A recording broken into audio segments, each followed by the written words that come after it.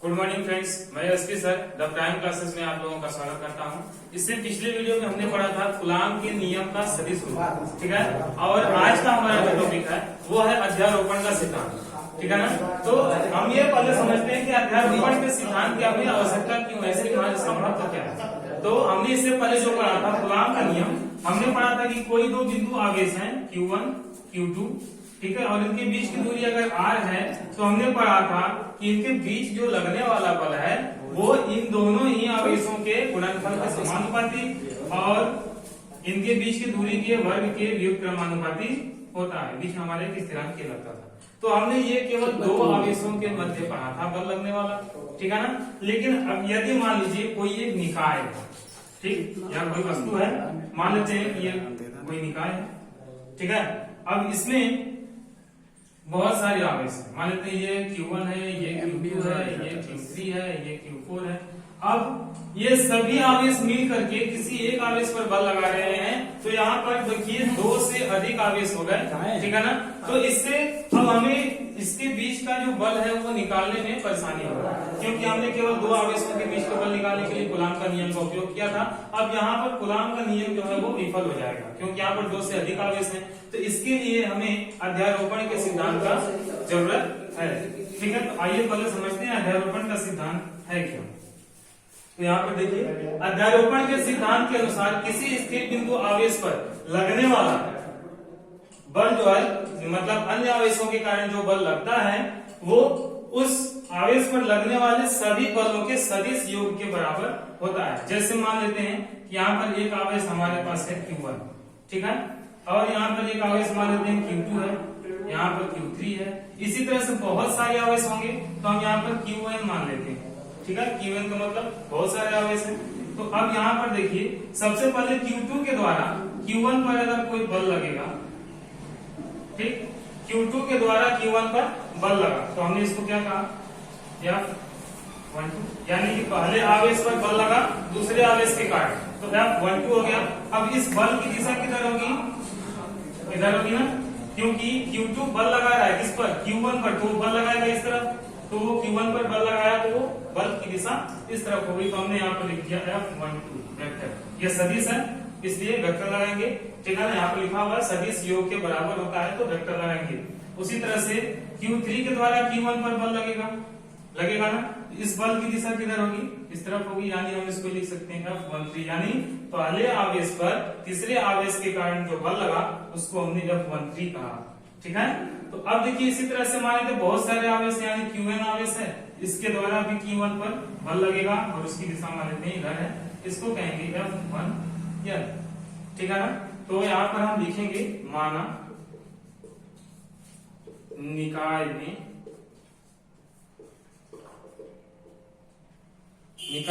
बहुत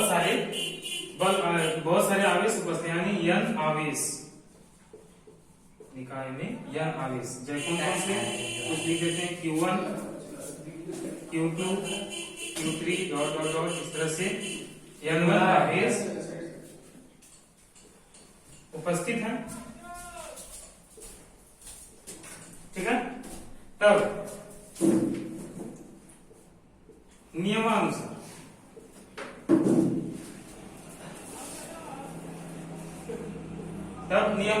अब देखिए अध्यारोपण के नियम के अनुसार क्या होगा कि जो Q1 आवेश पर बल लग रहा है वो सभी आवेशों के द्वारा जो बल लगाया जा रहा है उन सभी बलों के सदिश योग के बराबर होता है। तो हम यहाँ पर लिख सकते हैं Q1 पर बल लग रहा है, केवल Q1 पर बल लग रहा है, तो उसको हम क्या लिखेंगे, F1 लिखेंगे, ठीक है ना। यानी केवल Q1 पर बल लग रहा है तो F1 लिखेंगे। और कौन कौन से बल लगा रहे हैं, F13 लगा रहा है, F14 लगा रहा है, इसी तरह से बहुत सारे आवेश होंगे, जितने भी होंगे डॉट डॉट डॉट F1 है ना। तो अब देखिए ये हो गया हमारा समीकरण नंबर 1। स्क्रीनशॉट लेना चाहते हैं तो ले सकते हैं। अब देखिए इसके बाद हम क्या करेंगे, इसमें थोड़ा सा कूलाम का नियम का उपयोग हम करेंगे, ठीक है। कूलाम का नियम है,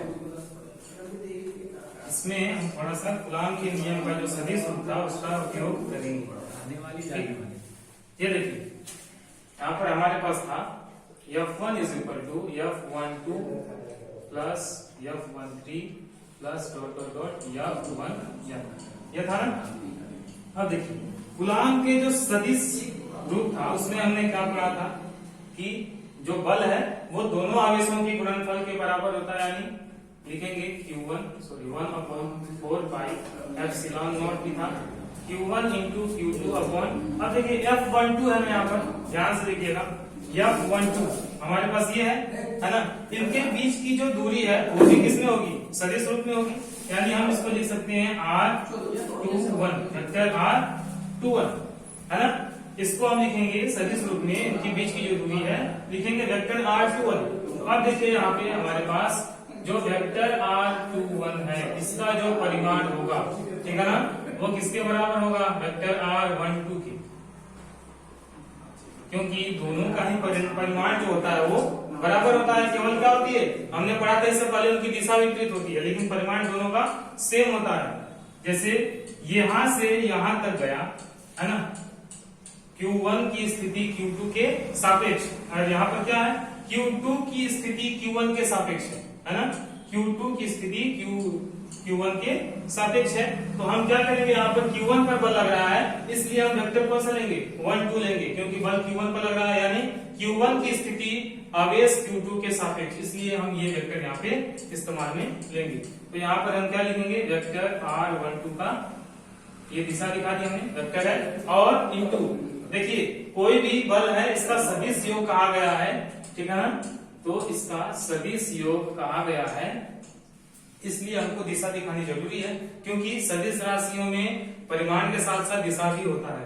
तो यहाँ पर दिशा दिखाने के लिए हम क्या करेंगे, इस बल की जो दिशा है, ये जो बल लगा रहा है Q2, उसकी दिशा किधर है, इधर है ना, उसकी दिशा इधर है, यानी हम क्या लिखेंगे R21 इंटू R21, और दिशा दिखाने के लिए हम किसका इस्तेमाल करते हैं, कैप का इस्तेमाल करते हैं, है ना।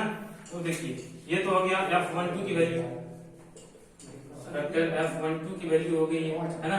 उसी तरह से वेक्टर F13 की वैल्यू भी हम निकालेंगे, वेक्टर F13 की वैल्यू यहाँ पर उसी तरह से होगा 1/4 pi epsilon not into Q1 Q3 upon, अब देखिए 13 था, यहाँ पर 12 था तो 12 लगा, 13 है तो क्या लगेगा 13 इंटू R31 का कैप, ठीक है ना, समझ में आ रहा है आप लोगों को। तो फिर उसके बाद हम इसी तरह से वेक्टर F14 का भी निकाल सकते हैं। देखिए 1/4 pi epsilon not into Q1 Q4 upon R14 into R14 का कैप, सॉरी R41 का कैप, है ना। तो देखिए जैसे हमने कूलाम के नियम में पढ़ा था कि जिस दो आवेश के बीच में मध्य में बल लग रहा है, उन दोनों ही आवेशों के परिमाण के गुणनफल के समानुपाती होता है, और उनके बीच के दूरी के वर्ग के व्युत्क्रमानुपाती होता है, सॉरी वर्ग, सब में वर्ग लगेगा, यहाँ पे स्क्वायर लगेगा, ठीक है। तो वर्ग के व्युत्क्रमानुपाती होता है। तो वही चीज यहाँ पर है कि Q1 और Q4, यहाँ पर आवेश 1 और आवेश 4 के बीच बल लग रहा है, इसलिए यहाँ पर Q1 और Q4 के परिमाण के गुणनफल है, और उनके बीच की जो दूरी है R14 है ना, तो उनके बीच की दूरी के वर्ग के व्युत्क्रमानुपाती है, और हम यहाँ पर कैप का इस्तेमाल करते हैं दिशा दिखाने के लिए, इसलिए R41 का कैप। इसी तरह से बहुत सारे आवेश हैं, तो n आवेश मान लिया जाता है, ठीक है ना। तो F1n क्या होगा, 1/4 pi epsilon not into Q1 Qn बटे, क्योंकि देखिए यहाँ पर पहला आवेश 1 है, 1 पर बल लग रहा है, किस आवेश के द्वारा, n आवेश के द्वारा, है ना। तो इसलिए यहाँ पर पहले Q1 आवेश और दूसरा Qn आवेश, ठीक है, बटे अब इनके बीच की दूरी क्या होगी, इनके बीच की दूरी होगी पहले आवेश की स्थिति nवें आवेश के सापेक्ष, ये हमारा क्या होगा, दूरी होगी, और इंटू दिशा दिखाना है तो क्या लिखेंगे R1 का कैप, है ना, R1 का कैप, ये हमारा हो गया N1 का।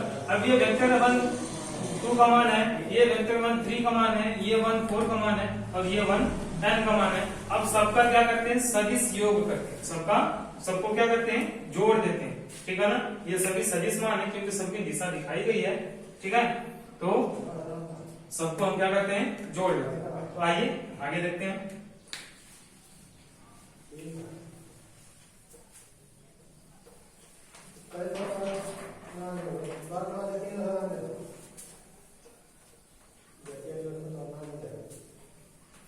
देखिए वेक्टर 1 2 का मान पहले बैठाते हैं।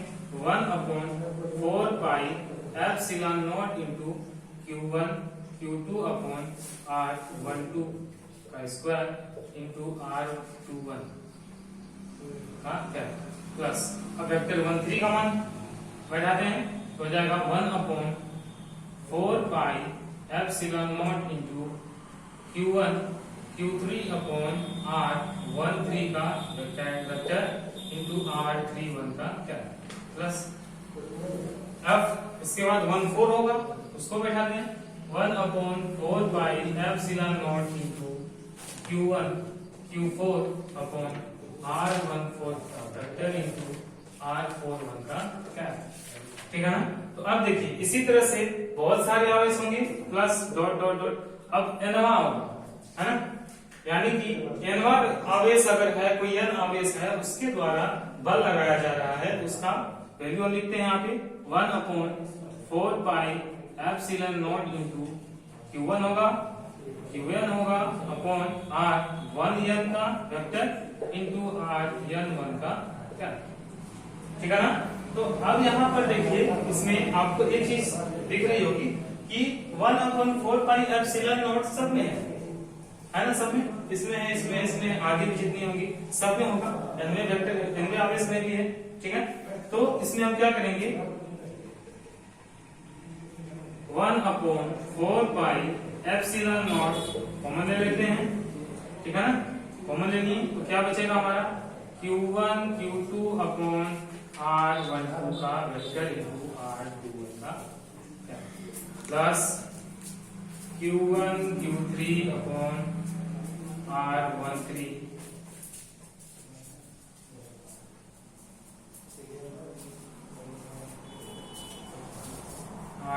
इंटू R31 का क्या, ठीक है, R31 का क्या प्लस डॉट डॉट डॉट, इसी तरह से बहुत सारे होंगे, है ना। अब देखिए इसके बाद क्या होगा, ये एनवा का, हालांकि इसका भी हम लिख सकते हैं, लिख देते हैं इसका भी, इसका हो जाएगा Q1 Q4 अपॉन R14 का स्क्वायर इंटू R41 का क्या, है ना।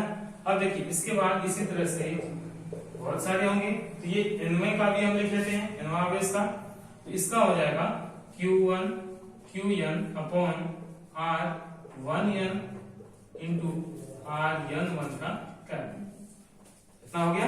अब इसमें देखिए एक चीज और आपको कॉमन दिख रही होगी, Q1 आवेश सब में है ना, इसमें भी इसमें भी इसमें भी इसमें भी सब में Q1 आवेश है, तो हम क्या करते हैं, अब Q1 को भी बाहर निकाल देते हैं, 4 एप्सिलॉन नॉट इंटू, अब क्या बचेगा हमारे पास Q2 अपॉन R12 का स्क्वायर इंटू R21 का क्या plus Q3 R13 vector into R31 का क्या plus Q4 upon R14 into R41 का क्या प्लस डॉट डॉट डॉट, इसी तरह से यहाँ पर हम एनवा आवेश को भी लिख देते हैं, तो हो जाएगा Qn upon R1n into Rn1 का क्या, ये हो गया ना। अब इसको देखिए ध्यान से, यहाँ पे हमने इसको यहाँ कॉमन लिया था, अब यहाँ पर ध्यान से देखिए कि अब इसमें हम क्या करते हैं, जब योग होता है कोई भी, मैथमेटिक्स में आप लोगों ने पढ़ा होगा, जब बहुत लंबी संख्या का अगर हमको योग करना होता है तो हम एक मात्रक का इस्तेमाल करते हैं जिसको सिग्मा कहा जाता है, तो हम यहाँ पर सिग्मा लगा करके इसको लिख सकते हैं, बराबर हमारे पास ये पहले से ही है Q1 अपॉन 4 एप्सिलॉन नॉट, है ना, ये पहले से है, इसके बाद सिग्मा लगाते हैं, ठीक है, तो सिग्मा लगाएं तो कहां तक की बात हो रही है, यन तक की बात हो रही है ना, तो यन यहाँ पर लगाएंगे, ठीक है। अब यहाँ पर लिखेंगे I इज इक्वल टू 2, क्यों 2 लिखेंगे, I इज इक्वल टू 1 क्यों नहीं लिखा हमने, 1 इसलिए नहीं लिखा क्योंकि यहाँ पर जो स्टार्टिंग हो रही है वो दूसरे आवेश से हो रहा है, पहला आवेश तो हमारा कॉमन है, यानी वो सब में, ठीक है। तो यहाँ पर स्टार्टिंग जो शुरुआत जो है वो दूसरे आवेश से हो रहा है, इसलिए हमने यहाँ पर i बराबर 2 रखा है, यानी कि हमारा मान 2 से शुरू हो रहा है। ठीक है, अब देखिए यहाँ पर हमारे पास क्या बचा, तो क्यू आई हम लिख सकते हैं ऊपर, है ना, Q I upon Q I हमने लिखा। अब इसके बाद फिर R12 है, फिर यहाँ पर R13 है, R14 है, यानी अब इसमें देखिए जो यहाँ पर पहला 1 है वो सब में है ना, इसलिए हम उसको नहीं बदलेंगे, यानी हमारा R1 ही रहेगा। ठीक है, 1 के बाद देखिए दूसरा जो मान है वो बदल रहा है, यहाँ पर 2 है, यहाँ पर 3 हो गया, यहाँ पर 4, यहाँ पर आगे 5, 6 से बढ़ते बढ़ते यहाँ पर n हो गया, है ना। तो हम यहाँ पर लिख सकते हैं1 के बाद हम यहाँ पर लिख सकते हैं i, यानी कि R1i, ये भी वेक्टर में है और इसका स्क्वायर है ना, ये i है, इसको 2 मत समझिएगा, ये i है। ठीक, R1i का स्क्वायर इंटू, अब देखिए यहाँ पर क्या दिशा भी है, दिशा दिखानी है हमको, तो देखिए R यहाँ पर हमने लिखा। ठीक, अब यहाँ पर देखिए पहला जो अंक है इसका 2 है, यहाँ पर ये बदल रहा है, 2, 3, 4, 5, 6, 7, 8 ऐसे आगे बदलता रहेगा और यहाँ तक जाएगा, है ना। तो पहला ही हमारा अंक डिजिट बदल रहा है, इसलिए हम पहले क्या लिखेंगे, आई, हमने इसको लिख दिया, पहला आई लिख दिया। दूसरा देखिए हमारा 1 है जो कि सब में है, 1 हमारा सब में है, वो चेंज नहीं हो रहा, इसलिए हम इसको क्या करेंगे, 1 ही लिख देंगे। और ये हमारा हो गया क्या, F1 पर लगने वाला कुल बल, ये हो गया हमारा अध्यारोपण का सिद्धांत। ठीक है, तो एक बार फिर से आप इसको रिवाइज कर सकते हैं। अध्यारोपण का सिद्धांत हमारा क्या होता है, अध्यारोपण का सिद्धांत कहता है कि किसी स्थिर बिंदु पर अन्य आवेशों के कारण लगने वाला कुल परिणामी बल सभी बलों के कारण जो बल लगाए जाते हैं उनका सदिश योग होता है। ठीक है, सदिश योग का मतलब F12 प्लस F13, यानी कि सबका सदिश बल अलग अलग आप निकाल सकते हैं। निकालने के बाद सबको एक साथ आप जोड़ दीजिए। इसमें हमने देखिए आपको जोड़ दिया, कूलाम के नियम के अनुसार आपने पढ़ा था कि बल का मान होता है F बराबर K into Q1 Q2 upon R square, यानी कि अगर कोई 2 बल है उसके बीच में, अगर कोई 2 आवेश है उसके बीच में अगर बल लग रहा है तो दोनों आवेशों के परिणाम के गुणनफल और उनके बीच के दूरी के वर्ग के योग का समानुपाती होता है। और K का मान आप जानते हैं 1/4 पाई एप्सिलॉन नॉट। ठीक है ना, तो ये वैल्यू आपने सब में बैठा देना है। उसके बाद फिर इसमें जो कॉमन आपको दिख रही है कॉमन निकाल लीजिए और बाद में आप सिग्मा लगा करके उसको हल कर सकते हैं। तो ये था आपका अध्यारोपण का सिद्धांत। तो दोस्तों, अगर आप नए व्यूअर हैं तो चैनल को सब्सक्राइब जरूर कीजिए, और अगर आपको ये वीडियो पसंद आया तो लाइक बटन जरूर दबाएं, और आगे आप लोग इसी तरह से बने रहें। आपका सहयोग हमें प्रेरणा देता है। धन्यवाद।